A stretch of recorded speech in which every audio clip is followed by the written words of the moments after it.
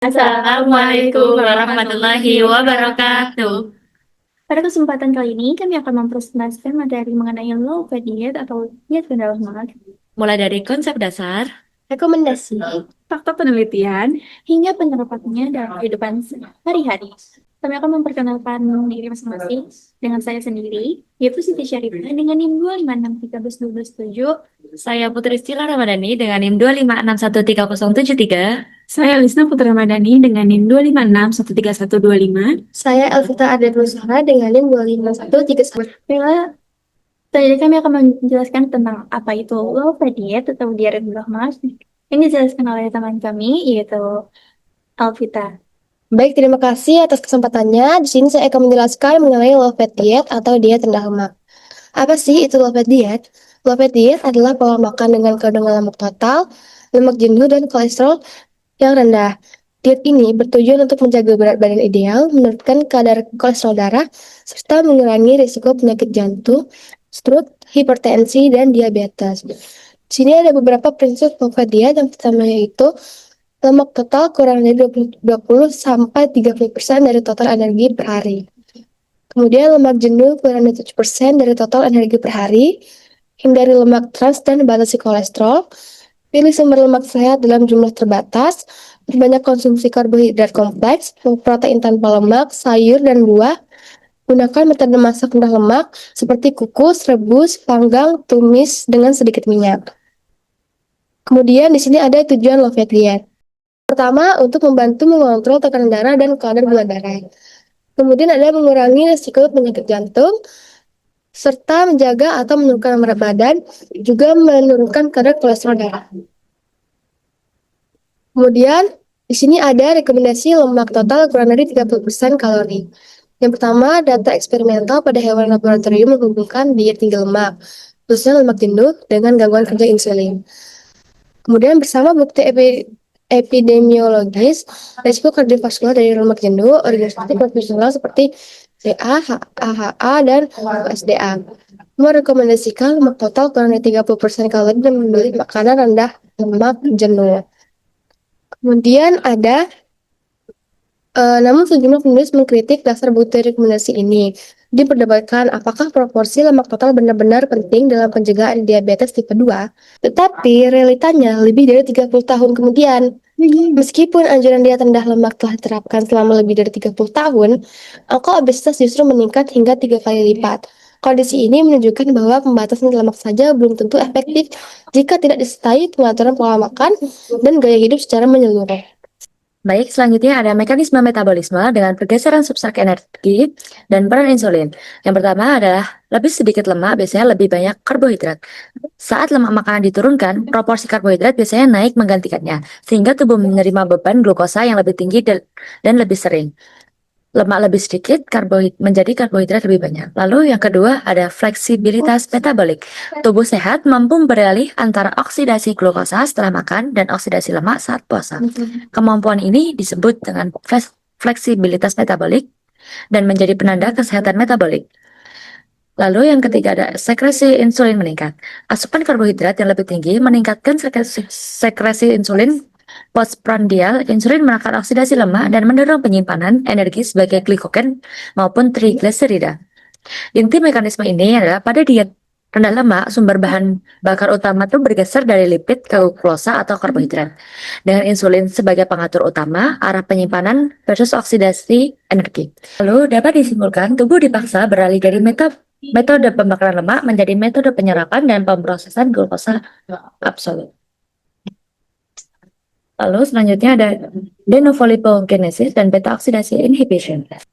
Pada gambar ini dijelaskan bahwa kelebihan karbohidrat dapat diubah menjadi asam lemak melalui proses de novo lipogenesis. Peningkatan malonil CoA kemudian menghambat proses beta oksidasi sehingga pembakaran lemak berkurang, akibatnya lemak lebih mudah disimpan di dalam tubuh.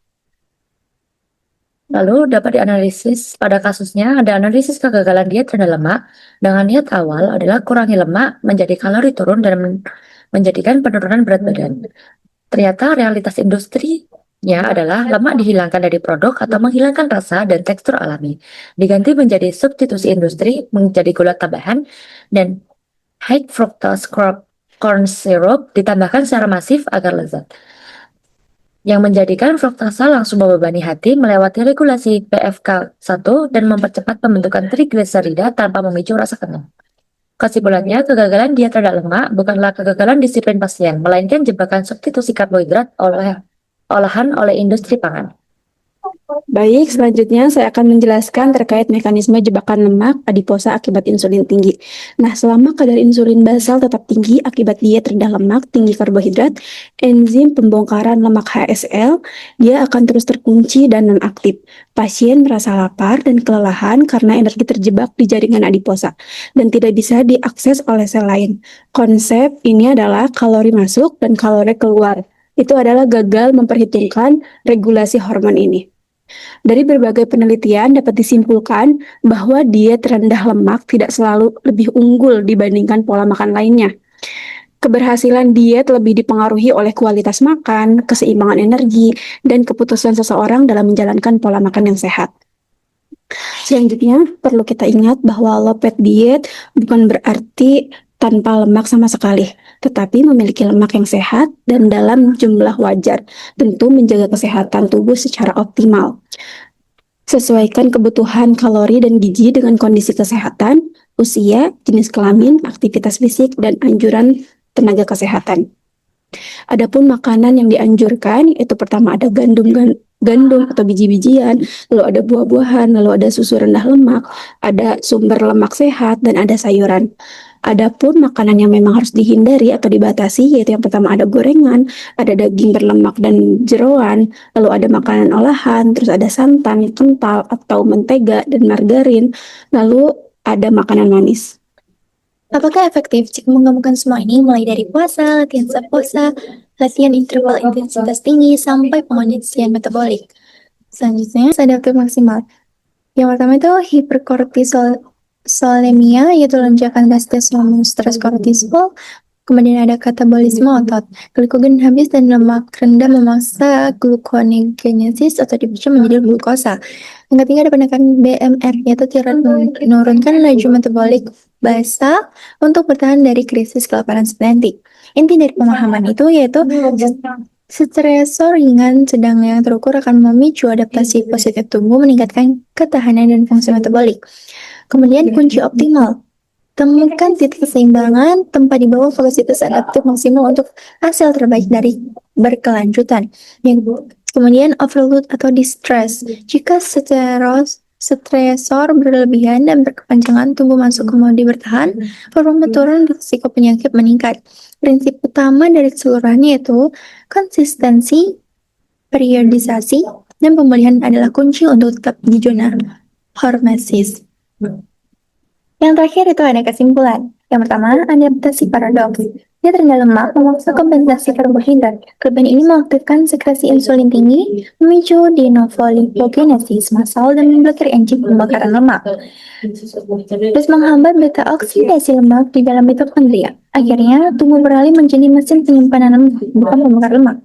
Yang kedua ada akar kegagalan, yang dimana terjadi industri lebih dari 30 tahun, lemak alami yang dihapus digantikan dengan gula dan BCS untuk kompensasi rasa.